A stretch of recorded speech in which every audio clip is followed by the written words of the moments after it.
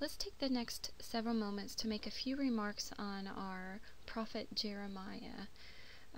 As I was looking through my notes and trying to determine how much time I was able to request of you to listen to a PowerPoint, I really had to narrow my selection. And while I hoped to share more with you with Ezekiel and Daniel, I'll limit our time now just to the prophet of Jeremiah. I find the prophetic corpus just so rich with language, and I hope that you will continue to read this literature with much enjoyment. In Jeremiah, I'd like to highlight just 4 particular items in the book. I'd like to look at 2 different analogies in chapters 18 and 19. I'd like to consider Jeremiah's struggle as a prophet. Also, a few verses in chapter 29, and then chapters 30 through 33 are book of comfort. If you have a Bible nearby, I encourage you to follow along as I read these portions, and then we can do this together. So beginning with chapter 18, verses 1 through 12, our lesson from the potter and the clay. In verse 1, it says, "The word that came to Jeremiah from Yahweh, Come, go down to the potter's house, and there I will let you hear my words. So I went down to the potter's house, and there he was working at his wheel. The vessel he was making of clay was spoiled in the potter's hand, and he reworked it into another vessel, as seemed good to him. Then the word of Yahweh came to me. Can I not do with you, O house of Israel, just as this potter has done, says Yahweh? Just like the clay in the potter's hand, so are you in my hand, O house of Israel." Verse 7, "At one moment I may declare concerning a nation or a kingdom that I will pluck up and break down and destroy it. But if that nation concerning which I have spoken turns from its evil, I will change my mind about the disaster that I intended to bring on it. And at another moment I may declare concerning a nation or a kingdom that I will build and plant it. But if it does evil in my sight, not listening to my voice, then I will change my mind about the good that I had intended to do to it. Now, therefore, say to the people of Judah and the inhabitants of Jerusalem, Thus says Yahweh, Look, I am a potter shaping evil against you and devising a plan against you. Turn now, all of you, from your evil way, and amend your ways and your doings." Verse 12, "But they say, It is no use. We will follow our own plans, and each of us will act according to the stubbornness of our evil will." The analogy is explicit here, especially in verse 6. Just as the potter fashions clay, so Yahweh shapes his people. The design for evil can be replaced by good. But here we see that they have no change of heart in verse 12. The other pottery analogy here is in chapter 19, and we'll just look at a couple of verses. In verse 1, it says, "Thus said Yahweh, Go and buy a potter's earthenware jug. Take with you some of the elders of the people and some of the senior priests. Go out to the valley of the son of Hinnom, at the entry of the potsherd gate, and proclaim there the words that I tell you." In the valley, Jeremiah warns Judah of their impending doom, calamity, destruction is coming. Look at verse 6. "Therefore the days are surely coming, says Yahweh." Then jump to verse 10. It says, "Then you shall break the jug in the sight of those who go with you, and shall say to them, Thus says Yahweh of hosts, So will I break this people and this city, as one breaks a potter's vessel, so that it can never be mended. In Topheth they shall bury until there is no more room to bury." Our prophet's use of analogy here is so explicit. The imagery is so vivid. Your textbook describes the writer as artistic, vivid imagery, pungent figures of speech. How much more clear could our prophet be, speaking the words of Yahweh?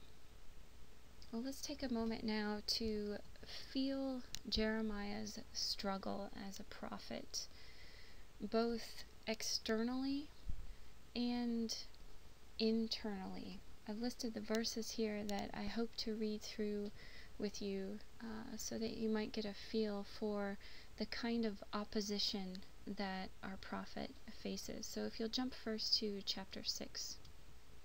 Here we see our prophet dealing with the others.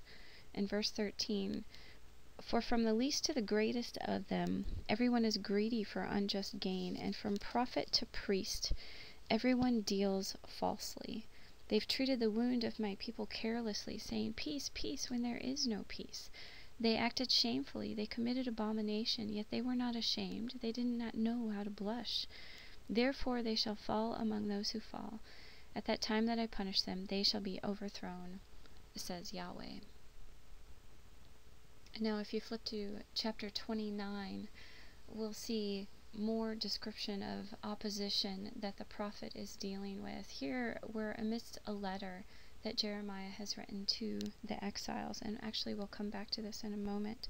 But in verse 8 he writes, "For thus says Yahweh of hosts, the God of Israel, do not let the prophets and the diviners who are among you deceive you, and do not listen to the dreams that they dream. For it is a lie that they are prophesying to you in my name. I did not send them, says Yahweh." If you flip back now to chapter 20, we see our prophet beaten and imprisoned. In verse 1 it says, "Now the priest Pashur, son of Immer, who was chief officer in the house of Yahweh, heard Jeremiah prophesying these things. And Pashur struck the prophet Jeremiah, and put him in the stocks that were in the upper Benjamin gate of the house of Yahweh. The next morning, when Pashur released Jeremiah from the stocks, Jeremiah said to him, 'Yahweh has named you not Pashur, but terror all around.'" Let's take a moment here. This is wild.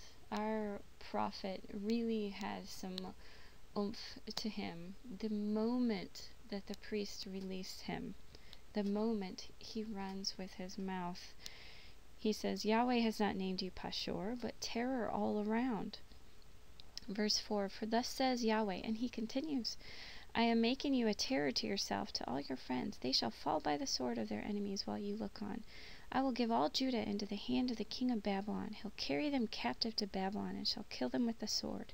I will give all the wealth of this city, all its gains, all its prized belongings, all the treasures of the kings of Judah into the hand of their enemies, and carry them to Babylon. And you, Pashur, and all who live in your house shall go into captivity. To Babylon you shall go. There you shall die. There you shall be buried, you and all your friends to whom you have prophesied falsely." Jump forward now to chapter 36, and we'll begin in verse 20.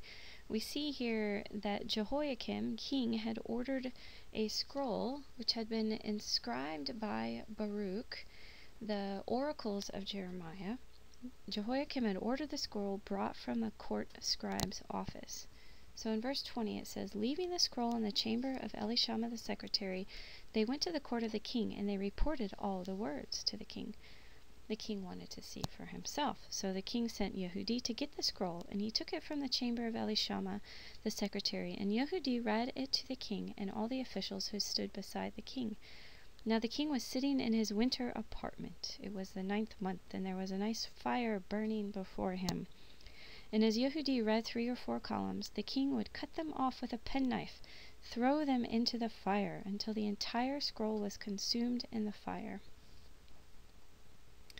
If we move forward, we learn, if not from just his action, that King Jehoiakim ordered the arrest of Jeremiah and Baruch because he was not particularly pleased by the contents of the scroll. So in verse 26, "And the king commanded Jerahmeel, the king's son, and Sariah, son of Azriel, and Shelemiah, son of Abdeel, to arrest the secretary Baruch and the prophet Jeremiah.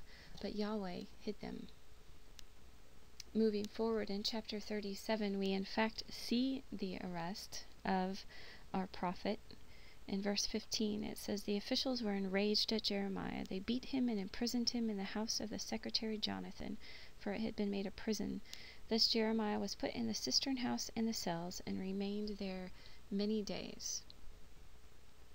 Finally, if you'll have a look at chapter 38, verses 14 through 23, we'll just glance at this briefly, and we see that King Zedekiah here seeks Jeremiah's counsel, but then doesn't follow it.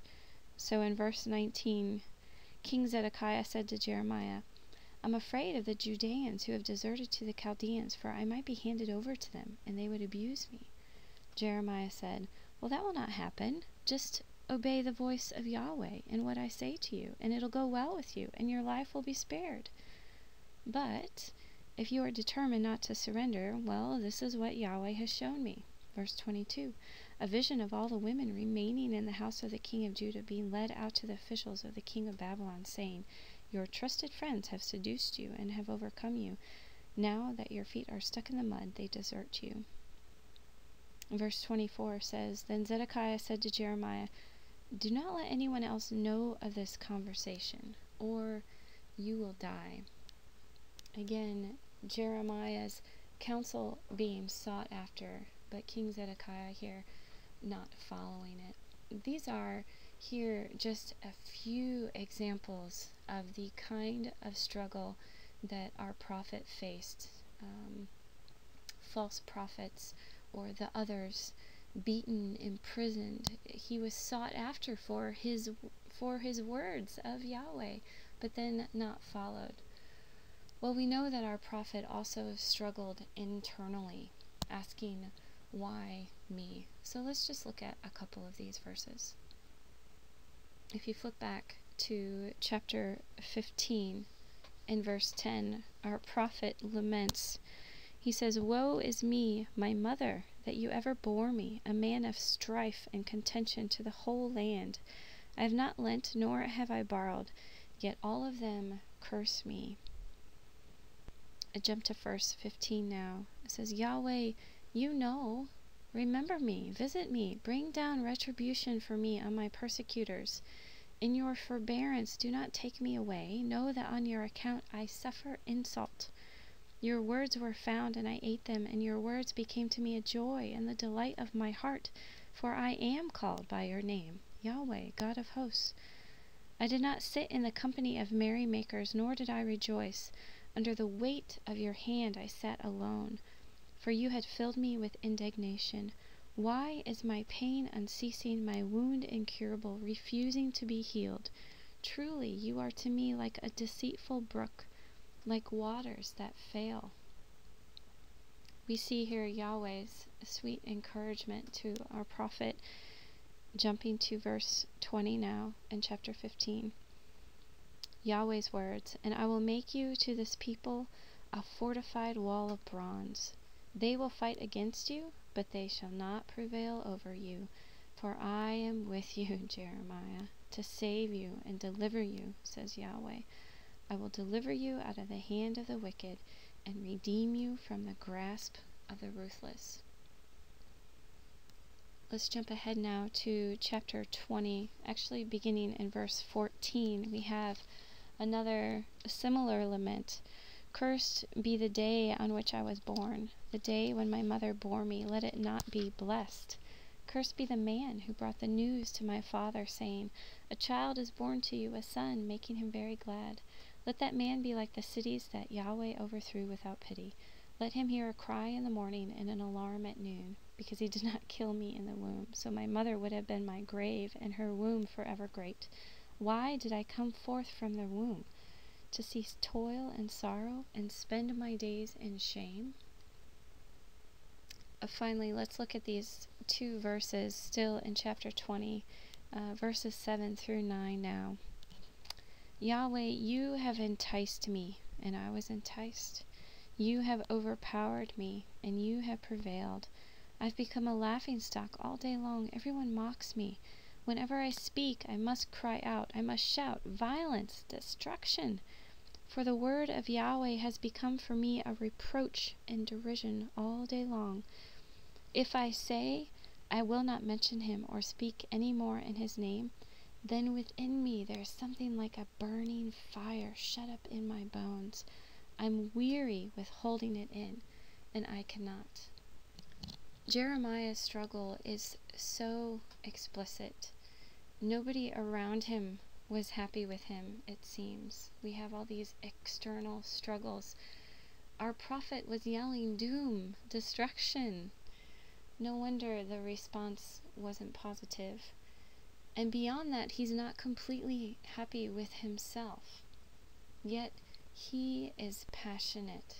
He can't but help speak Yahweh's words. I'm reminded of the Apostle Paul, who, like Jeremiah, has this burning desire inside of him to share the gospel. This is something I resonate so well with, this notion that you can't but help let it out. Yahweh's words to those around Jeremiah. Well, let's go back now to chapter 29. We read just a couple of verses here, part of this letter where Jeremiah indicated that there were other prophets and that it was a lie. This letter, written by Jeremiah to exiles in Babylon. Remember, Jeremiah prophesied just years before the sack of Jerusalem, and at this time, our Babylonian king Nebuchadnezzar had already taken and deported some of our Judeans to Babylon. He is wreaking havoc in Judah. So, Jeremiah wrote this letter to our exiles. It is a sweet encouragement to them. This is our context for these verses that I expect you probably know quite well in chapter 29. Are Israelites from Judah now in Babylon. So let's read these words beginning in chapter 10. For thus says Yahweh, only when Babylon's 70 years are completed will I visit you, and I will fulfill to you my promise and bring you back to this place. For surely I know the plans I have for you, says Yahweh, plans for your welfare, not for harm, to give you a future with hope. Then when you call upon me and come and pray to me, I will hear you. When you search for me, you will find me. If you seek me with all your heart, I will let you find me, says Yahweh. And I will restore your fortunes and gather you from all the nations and all the places where I have driven you, says Yahweh. And I will bring you back to the place from which I sent you into exile. These words were such encouragement for our heroes in exile. They were what these words are what they needed to hear. Really beautiful encouragement from our prophet. Well, finally, allow me to read for you from chapters 30 through 33, the book of comfort. Despite the weightiness of the book of Jeremiah, the bulk of the book of Jeremiah, these vivid analogies, proclaiming, again, doom, calamity, it's imminent. Despite Jeremiah's external and internal struggles throughout the entire book, we have these sweet chapters, 30 through 33, referred to as the book of comfort. So in chapter 31, allow me just a couple of verses here for you. In verse 31, it says, "The days are coming, says Yahweh, when I will make a new covenant with the house of Israel and the house of Judah. It will not be like the covenant that I made with their ancestors when I took them by the hand to bring them out of the land of Egypt, a covenant that they broke, though I was their husband, said Yahweh. But this is the covenant that I will make with the house of Israel after those days, says Yahweh. I will put my law within them, and I will write it on their hearts, and I will be their God, and they shall be my people. No longer shall they teach one another or say to each other, Know Yahweh, for they shall all know me, from the least of them to the greatest, says Yahweh. For I will forgive their iniquity and remember their sin no more." A new covenant. Here we see a focus on the heart from our prophet Jeremiah. Now in chapter 32, let me read verses 37 through 42. "See, I'm going to gather from Gather them from all the lands to which I drove them in my anger and my wrath and in great indignation. I'll bring them back to this place. I will settle them in safety. They shall be my people, and I will be their God. I will give them one heart and one way, that they may fear me for all time, for their own good and the good of their children after them. I will make an everlasting covenant with them, never to draw back from doing good to them. And I will put the fear of me in their hearts so that they may not turn from me. I will rejoice in doing good to them, and I will plant them in this land in faithfulness with all my heart and all my soul. For thus says Yahweh, just as I have brought all this great disaster upon this people, so I will bring upon them all the good fortune that I now promise them.